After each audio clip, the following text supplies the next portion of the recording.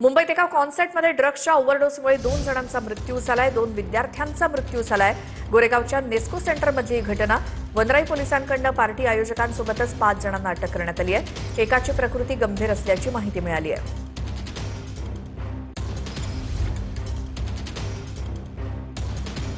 आमचे प्रतिनिधी गोविंद ठाकूर आपल्या सोबत आहेत। गोविंद, हा संपूर्ण प्रकार काय, अधिक माहिती सांगा।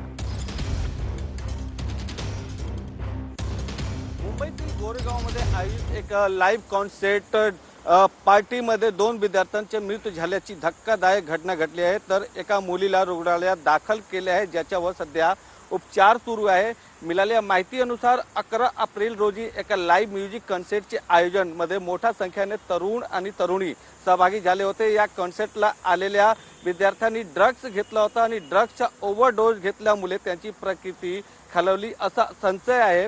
या प्रकरणी वनराई पोलिसांनी FIR दाखल करून 5 आरोपींना अटक केली आहे, ज्यामध्ये विद्यार्थ्यांसोबत पार्टीचे जे आयोजक होते त्यांचा पण समावेश आहे। सध्या या प्रकरणात मृत्यूचे खरे कारण शोधण्यासाठी पोलिसांनी विद्यार्थ्यांच्या रक्ताचे नमुने तपासणीसाठी पाठवले आहेत आणि आज आरोपींना कोर्टमध्ये पण हजर करणार आहेत। या पार्टीमध्ये किती मुले सहभागी झाले होते, किती विद्यार्थी होते, यांची चौकशी पण होणार आहे।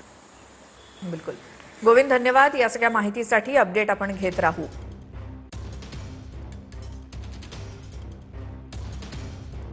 पोलिसांनी मृत विद्यार्थ्यांच्या रक्ताचे नमुने हे तपासणीसाठी पाठवलेले आहेत। मुंबईमध्ये एका कॉन्सर्टमध्ये ड्रग्सच्या ओव्हरडोसमुळे 2 जणांचा मृत्यू झालाय।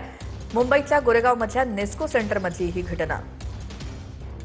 वनराई पोलिसांकडून पार्टी आयोजकांसोबतच 5 जणांना अटक झाली आहे। गोरेगावच्या नेस्को सेंटरमध्ये लाईव्ह कॉन्सर्टचं आयोजन करण्यात आलं होतं। या कॉन्सर्टमध्ये हाय प्रोफाईल तरुण तरुणी आणि विद्यार्थी देखील सहभागी झाले होते। या कॉन्सर्टमध्ये आलेले काही तरुण तरुणींनी ड्रग्सचं सेवन केलं होतं। ड्रग्सच्या ओव्हरडोसमुळे 2 जणांचा यामध्ये मृत्यू झालाय।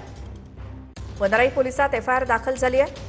5 जणांना अटकही करण्यात आली आहे। पार्टीच्या आयोजकाला देखील अटक करण्यात आली आहे। पोलिसांनी मृत विद्यार्थ्यांच्या रक्ताचे नमुने तपासणीसाठी पाठवले।